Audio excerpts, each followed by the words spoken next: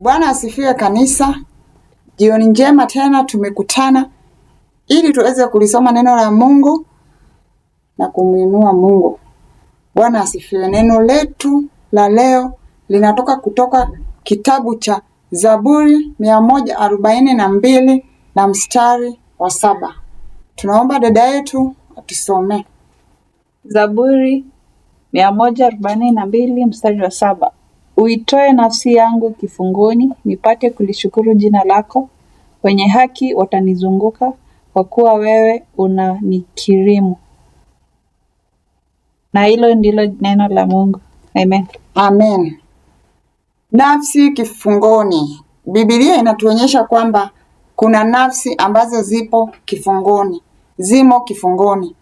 Nafsi ambazo zimo kifungoni ni za watu ambao wamo duniani, wapo, wanatembea, wanafanya mambo yao yote, lakini hawajui kama wapo kifungoni. Kuna watu tunao sasa, tunakula nao, tunafanya kazi nao, tunasoma nao, tunaenda kwenye ibada nao, lakini nafsi zao hazipo pamoja na mwili. Tukisema hivyo tunamaanisha nini? Tunamaanisha kwamba mtu ni nani? Mtu ni roho iliyo na nafsi inayoishi ndani ya nyumba ambayo inaitwa mwili. Tarudia. Mtu ni nani?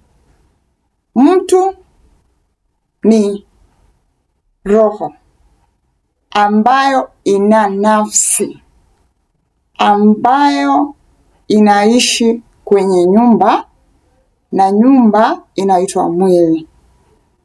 Hivyo ni vipande vitatu ndani ya mmoja ambayo inajumulisha kuwa mtu. Tunaona kwamba katika Zaburi hii tunaambiwa kwamba kuna mioyo. Mwandikaji wa Zaburi amesema kwamba Mungu nisaidie uitoe nafsi yangu ambayo imefungwa. Tunaona kwamba watu wanaweza kufungwa na nafsi zinaweza kufungwa. Lakini leo tunaenda kuzingatia na kujua dalili za mtu aliyefungwa, nafsi iliyefungwa. Dalili zake ni zipi? Tuna dalili nyingi. Ukitaka kugundua ama kujichunguza, kujiita kwa mkutano na kujihoji kama upo ama haupo. Wewe mwenyewe unajijua. Kuna dalili nyingi ambazo ukiziangalia utaweza kuziona. Kwanza, huduma kukwama. Huduma yako inaweza kukwama, maisha yako yanaweza kukwama, masomo yako yanaweza kukwama, biashara yako ikakwama. Kwa ufupi, maisha yako kwa ujumla yanakwama. Unajaribu kutoka lakini hautoki. Kila ukifanya haiendelei. Unakwama kimaisha. Hiyo ni dalili moja ya mtu ambaye nafsi yake ipo kifungoni. Ingine ni kwamba hauna upenyo. Hauna upenyo wa maombi, hauna upenyo pia katika maisha. Hata ukijaribu kuomba, there's no breakthrough. Haupenyi. Uko mkavu. Kila kitu ukifanya uko mkavu. Dalili nyingine. Dalili nyingine ni kwamba unafanya kazi ngumu, unatumikishwa, unajituma, unachoka, lakini hauoni malipo kutoka kwa kazi yako. Kama umeajiriwa haulipwi, namba moja, ama unalipwa kidogo kulingana na kazi ngumu ambayo unafanya. Kama vile unadhulumika. Unajituma hata kama ni kwa biashara yako, unaamka mapema. Compared na watu wengine, wewe unaona una bidii kuliko watu wengine. Lakini ikifika kwa kupata, haupati kitu. Kama ni malipo, haulipwi vizuri. Hiyo ni dalili ya mtu aliyechukuliwa. Ama mtu nafsi yake iliyo kwenye kifungo. Kitu kingine ni kwamba unaona kifo au watu wanakutenga ambao walikuwa ni wasaidizi wako. Ulikuwa na sponsor wa elimu, wa maisha yako, ama ulikuwa ni mzazi wako ambaye unamtegemea, kula, kuvaa, kusoma, wanaondoka mapema kabla hujafanikiwa. Kuna mtu alikuahidi chochote kabla hajakutimilizia, kukutafutia kazi, kukupeleka ng'ambo. Alikuwa amekuahidi jambo ambalo lingetendeka ungepata upenyo kwenye maisha. Mtu kama huyo anaaga, na asipoaga anakuondokea. Jambo lingine ni ndoto za mahali ambapo ulikuwa zamani utotoni, mahali ulikuwa, kama ni shuleni, kama ni chekechea, kama ni kwa bibi, kama ni kwa babu, kama ni Sunday school, popote. Ndoto zako zinakuregesha nyuma. Kitambo kijijini, ulitoka kijijini, hata njia kijijini uikumbuki. Shule hata ni miaka 30, 40, 50 kutoka utoke shuleni, lakini bado ndoto za shule kila siku unaziota mara kwa mara. Kwanza ndoto hizo zinajirudia sana. Hiyo ni dalili nyingine. Tunaona kwamba magonjwa ya akili yanakuvamia ama yanavamia mtu ambaye aliyechukuliwa. Mtu aliye kwenye kifungo anapata magonjwa ya akili ama akili inaathirika. Hawazi tena. Magonjwa ya akili ni kama vile unasahau, ukumbuki tena, umeweka kitu hapa ukumbuki. Unaahidiwa njoo uchukue pesa hapa, kesho umesahau. Kuja uchukue deni yako umesahau. Unamwazima mtu kitu unasahau. Hiyo ni kuathirika akili. Na wengine kupagawa kabisa, hata kuwa enda wazimu na hata kupelekwa kwenye hospitali za enda wazimu. Hiyo ni dalili nyingine. Dalili nyingine ni kwamba hata ukifunzwa haushiki, ukijaribu kuelekezwa hauelewi. Unaweza kutumwa kutoka hapa, nenda nikanichukulia kitu dukani. Ukifika dukani unasahau ulikuwa umetumwa nini. Umesahau. Ukienda hapa nenda hapa kwenye chumba kingine ukanichukulia chochote. Unasahau. Ukifika pale unajiuliza, nilitumwa nini kweli? Dalili nyingine hiyo. Unadharauliwa ghafla. Mtu ambaye alikuwa na nyota ya kupendwa, unakuwa unadharauliwa. Kila mtu anakuonea. Kila mtu anakuchukia. Unapata matukio ya aibu. Unaaibika hapa, unaaibika hapa. Mambo ambayo hukutenda yote, wewe ndio wa kuonewa, wewe ndio wa kuzingiziwa.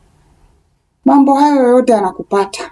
Unajiuliza, mbona vipi? Mimi zamani nilikuwa ninapendwa, nilikuwa mpenzi wa kila mtu. Sasa kila mtu ananionea. Kila mtu, hata mtu akisikia unakuja, watu wanaondoka, wanakuacha. Watu wakisikia utapita hapo, hata watu wanajipa shughuli.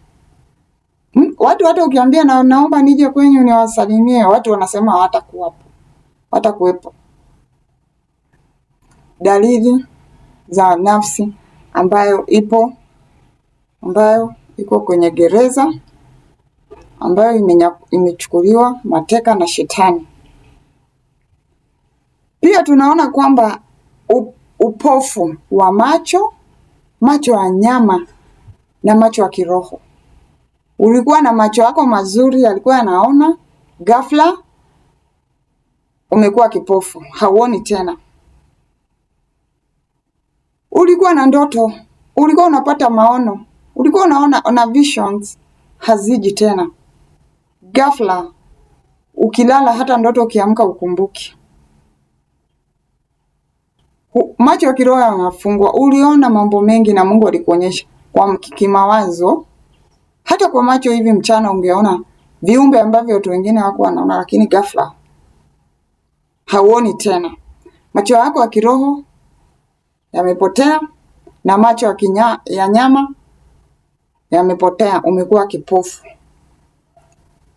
Unapata magonjwa ya ajabu, magonjwa ya mifupa, magonjwa ya damu, na hata kama ni kuzaa watoto wanazaliwa na magonjwa yasiyoeleweka, yasiyotibika kwa uwepesi, ya ambayo watakuja kukufilisi, kukufanya ufilisike, na hata atakuja kukutesa sana. magonjwa ya mifupa, magonjwa ya damu yasiyoeleweka, magonjwa hata mengine wanakosa. Hata unapigwa na x-ray, unafanya x-ray, unatumwa unaenda kwa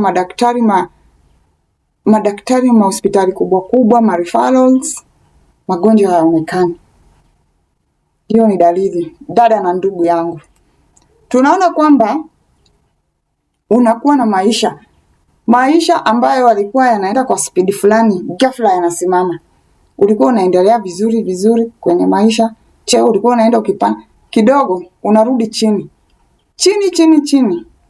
Ulikuwa umeshaanza sufuri, ukaanzisha biashara, ikaja ikakua, ghafla biashara yote inafilisika, unaanza sufuri, hujui la kufanya, unaumia roho, unakata tamaa, mambo yanakugeukia.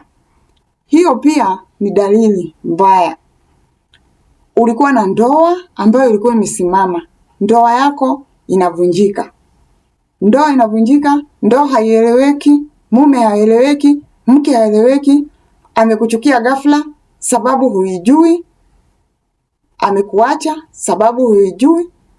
Dalili za nafsi iliyo kwenye gereza. Tunaona kwamba kama ulikuwa kwenye ndoa, hata watoto hupati.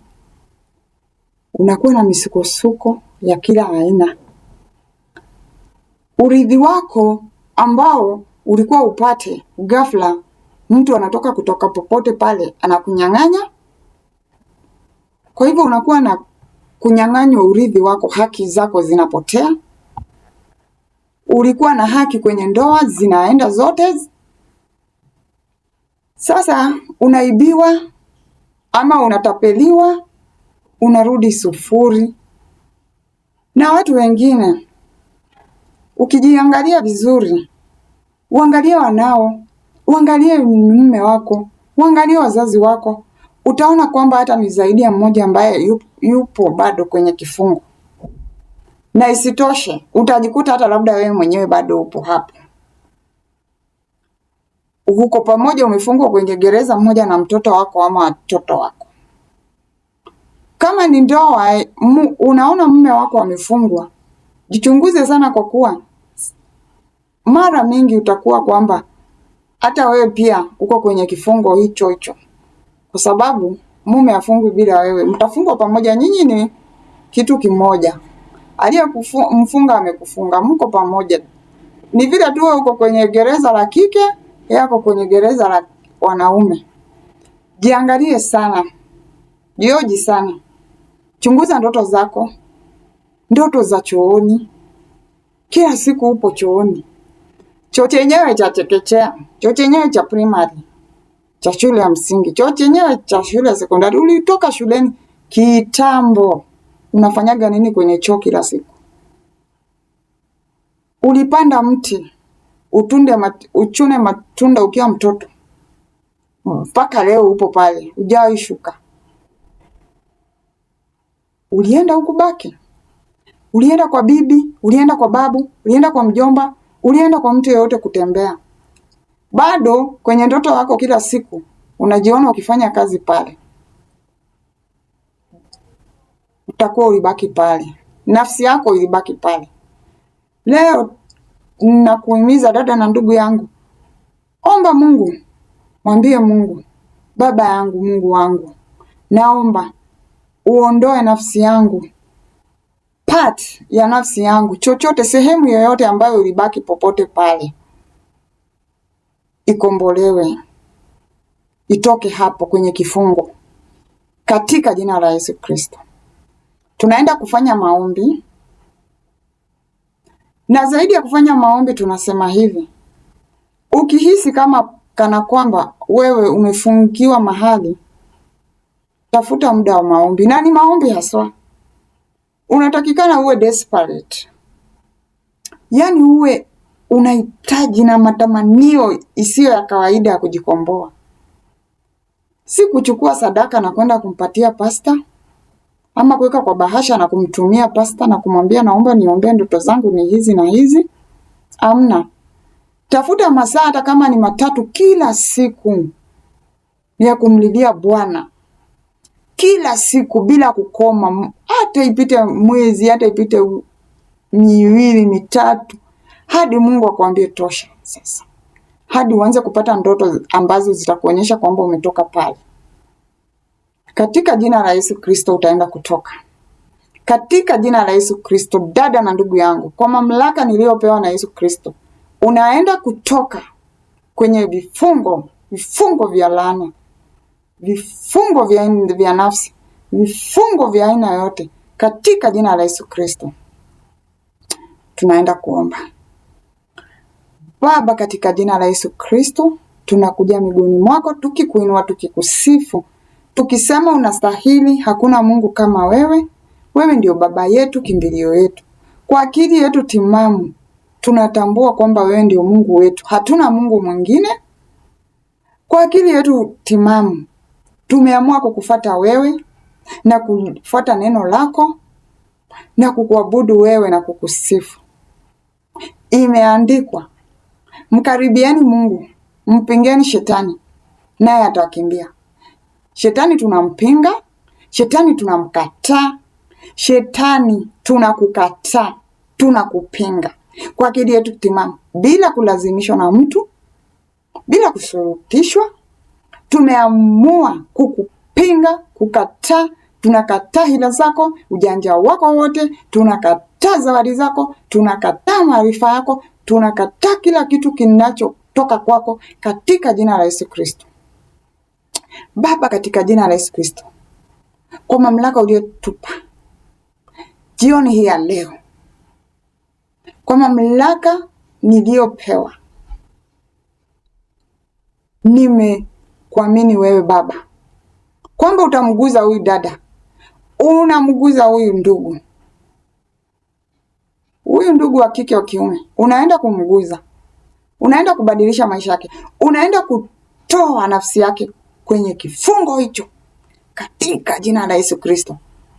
Toe, atoke, toka kwenye kifungo hicho, toka kwenye shimo, toka kwenye jela, toka katikati ya mti, toka kwenye chini ya dari, juu ya dari ya watu, chini ya vitanda vya watu, uvunguni vya watu, toka na kuondoa leo. Leo unaenda kutoka, unaenda kutoka kwenye jela kwenye manyumba ya watu, jela kwenye magari ya watu, jela kwenye mifuko ya watu, jela kwenye vibuyu, kutoka kwa majela, jela ambayo umefungiwa wewe na watoto wako, wewe na familia yako, katika jina la Yesu Kristo. Unaenda kutoka, unaenda kutoka. Natuma malaika akakushike mkono, akakutoe hapo, katika jina la Yesu Kristo, mwana wa Mungu aliye hai. Unaenda kupaondoka hapo, unaenda kukombolewa, nafsi yako inaenda kuokolewa, katika jina la Yesu Kristo, mwana wa Mungu aliye hai. Shetani hana mamlaka juu ya maisha yako. Vibweka havina tena nafasi katika maisha yako, katika jina la Yesu Kristo. Miungu, mizimu yote tunafunga katika jina la Yesu Kristo. Majini tunafunga katika jina la Yesu Kristo. Tunakataa shetani wa aina yote, mapepo ya aina yote, waganga, wakala wa aina yote wa kuzimu, wachawi, tunawafunga, tunawakataa, tunawaondoa njiani. Toka mahali hapo, toka mahali hapo, toka mahali hapo. Unaenda kukombolewa sasa. Roho yako inaenda kurudi, nafsi yako inarudi, katika jina la Yesu Kristo, katika jina la Yesu Kristo, kwa mamlaka ya jina la Yesu Kristo, kwa mamlaka ya jina la Yesu Kristo. Toka mahali hapo, toka mahali hapo, dada, toka mahali hapo. Nafsi yako inakombolewa, nafsi yako inakombolewa, nafsi yako inakombolewa, katika jina la Yesu Kristo, katika jina la Yesu Kristo, katika jina la Yesu Kristo. Umesamehewa unyonge wako, umesamehewa udhaifu wako, umesamehewa dhambi zako, umesamehewa sababu yoyote ambayo shetani alitumia kukuweka kifungoni. Tunaondoa kwa mamlaka ya jina la Yesu Kristo, ambaye alisulubiwa kwa sababu ya dhambi zetu. Tumeoshwa na tumekuwa huru katika jina la Yesu Kristo. Hatuna mashtaka, vitabu vya mashtaka vyote tunavichoma katika jina la Yesu Kristo. Tunatubu dhambi ambazo ni za babu zetu, ni za nyanya zetu, dhambi ambazo zilitupeleka gerezani, dhambi ambazo tulifanya kwa kujua, kwa kutojua. Tunazitubu, tunazitubu. Shetani huna mamlaka, huna chochote. Kwa damu ya Yesu Kristo iliyomwagika msalabani kwa ajili yetu, tumewekwa huru, tumewekwa huru. Ishakadaraka shabade arabadededede. Hauna mamlaka, hauna mamlaka shetani juu ya mtu huyu, juu ya mtoto huyu, juu ya mume huyu, juu ya mke huyu, katika jina la Yesu Kristo. Wanafunguliwa kama familia, wanafunguliwa kama mtu binafsi, anafunguliwa katika jina la Yesu Kristo. Katika jina la Yesu Kristo tunaomba tukiamini. Amina. Dada na ndugu yangu, jioni hii naomba sana kwamba kama haujamjua Yesu kuwa Bwana na Mwokozi wa maisha yako, maombi haya tukiyaomba ni bure, kwa kuwa umemkataa na yuko upande wa Mungu. Hebu kuepa upande huo wa shetani uje upande wa Mungu, ili hata ukimkemea huyu unamkemea kweli, kwa kuwa mtu hakemei baba yake. Vuka mstari.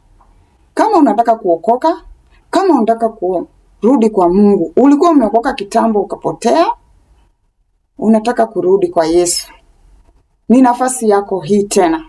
Jioni njema. Yesu anakupenda. Yesu yupo pale pale, hajawahi kukuacha. Anakuogojea, anasema mwanangu njoo. Katika jina la Yesu Kristo rudia maombi haya. Tunaomba. Kama uko mahali unaweza kupiga magoti, naomba ukapige, ukainua mikono juu. Amen. Baba, katika jina la Yesu Kristo, naja mbele zako. Nimetambua kwamba mimi ni mwenye dhambi. Nimetambua ya kwamba siwezi kujiokoa mwenyewe. Na nyenyekea miguuni mwako Yesu, nikiomba msamaha. Nioshe kwa damu yako, damu iliyomwagika msalabani kwa ajili yangu. Nakiri na kusema kwamba wewe ndio Mungu wangu, na Yesu Kristo mwanao alikufa msalabani kwa ajili ya dhambi zangu, na siku ya tatu akafufuka. Naamua kukufuata wewe, naamua kusoma neno la Mungu, naamua kukutumikia Bwana, naamua kuacha dhambi zote. Naamua Baba, unioshe, unisamehe, na tubu, naja kwako Baba. Nakupenda Yesu. Katika jina la Yesu Kristo naomba na kuamini. Amen. Sasa dada na ndugu ambaye umerudia ombi hilo, kuanzia leo wewe si yule wa jana, si yule wa mchana. Wewe ni mtu kiumbe kipya. Naomba uweze kuandika hapa chini na kusema kwamba nimerudia maombi hayo na nimeokoka. Unipe jina lako, nitaendelea kukuombea. Kanisa iliyo karibu na wewe, naomba uende utoe ushuhuda kwamba umeokoka, na uendelee kusoma neno la Mungu na kuhudhuria hapo katika jina la Yesu Kristo. Mungu atakushika mkono na maisha yako yanaenda kubadilika. Maisha yako si hiyo tena, katika jina la Yesu Kristo. Asante. Amen.